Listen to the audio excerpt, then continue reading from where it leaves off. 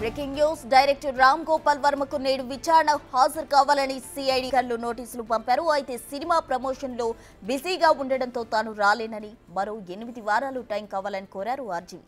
ఆ తర్వాత తేదీ ఇస్తే విచారణకు హాజరవుతా అన్నారు.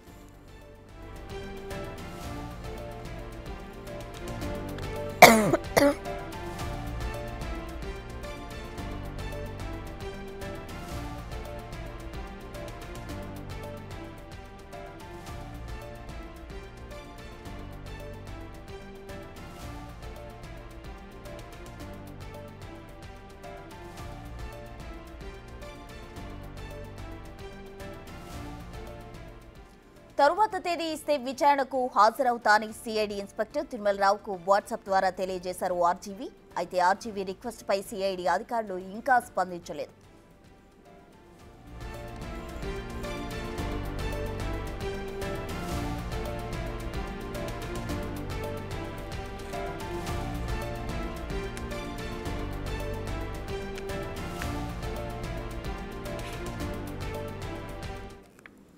డైరెక్టర్ ఆర్జీవి నేడు విచారణకు హాజరు కావాలని సిఐడి అధికారులు నోటీసులు పంపారు. అయితే తాను బిజీగా ఉండడంతో రాలేనంటూ ఆర్జీవి సిఐడి ఇన్స్పెక్టర్ కూడా చెప్పడం జరిగింది. దీనికి సంబంధించి పూర్తి డీటెయిల్స్ మా ప్రతినిధి సాయి శంకర్ అందిస్తారు. సాయి శంకర్,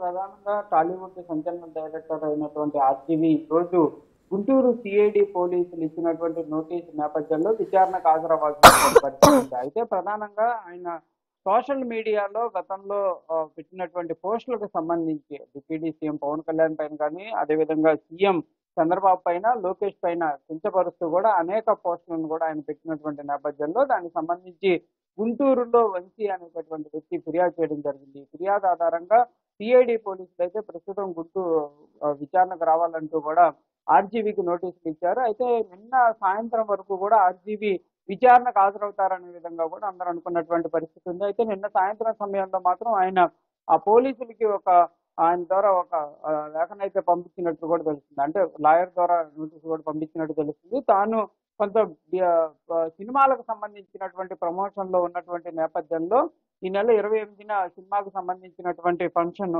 ఉన్నటువంటి నేపథ్యంలో తాను విచారణకు హాజరు కాలేనంటూ కూడా ఆర్జీవి అయితే వివరణ ఇవ్వడం జరిగింది. 8 వారాల పాటు ఆయనకు సమయం కావాలంటూ కూడా ఈ వివరణ కోరినట్టు కూడా తెలుస్తుంది. అయితే దీనికి సంబంధించి ప్రస్తుతం అయితే హైకోర్టు గాను కోర్టు ఆర్డర్స్ కాదు కాబట్టి పోలీసులు విచారణకు సంబంధించినటువంటి అంశంలో రెస్పాండెంట్ ఎవరైతే ఉంటారో వాళ్ళు రెస్పాండ్ అయ్యి కనుక విచారణకు సంబంధించి వాళ్ళు ఎలాంటి కోరినా కూడా అబ్జెక్షన్ చేసే అవకాశాలు ఉన్నట్లు కూడా పోలీసులు చెప్తున్నారు. అయితే ప్రస్తుతానికి మాత్రం మరి అబ్జెక్షన్ ఇచ్చినప్పటికీ ఆయన ఆర్జీవీకి సంబంధించి లాయర్ అయితే వచ్చేటటువంటి అవకాశాలు ఉన్నట్లు కూడా తెలుస్తుంది. లాయర్ వచ్చి పూర్తి స్థాయిలో వివరణ అయితే ఇచ్చేటటువంటి అవకాశాలు కనిపిస్తున్నాయి. మరి పోలీసులు వెంటనే దీనికి యాక్సెప్ట్ చేస్తారా, లేకపోతే మరోసారి నోటీస్ ఇచ్చేటటువంటి అవకాశాలు ఉంటాయా అనేది కూడా చూడాల్సినటువంటి పరిస్థితి ఉంది. కంపల్సరిగా ఈ కేసుకు సంబంధించినటువంటి అంశంలో మాత్రం వేగవంతంగా విచారణ చేపట్టాలనే విధంగా ఫిర్యాదుదారులు అయితే కోరుతున్నటువంటి నేపథ్యంలో మరి ఆర్జీవీ కోరినటువంటి 8 వారాల గడువు ఏదైతే ఉందో దానికి పోలీసులు యాక్సెప్ట్ చేస్తారా లేదా చూడాలి. అసలు ఈ రోజు ఆర్జీవీకి సంబంధించి విచారణకైతే మేము సిద్ధంగా ఉన్నామనే విధంగా కూడా గుంటూరు సిఐడి పోలీసులు అయితే చెప్తున్నారు.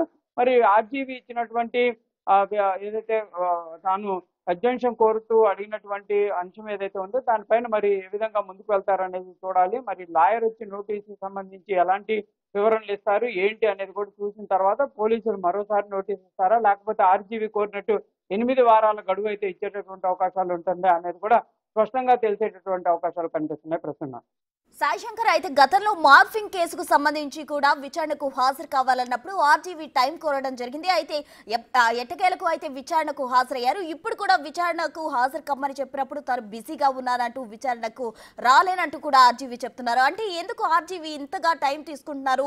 విచారణను ఏ విధంగా ఎదుర్కోవాలి అనే దాంతోనే టైం తీసుకుంటున్నారు అనుకోవచ్చా?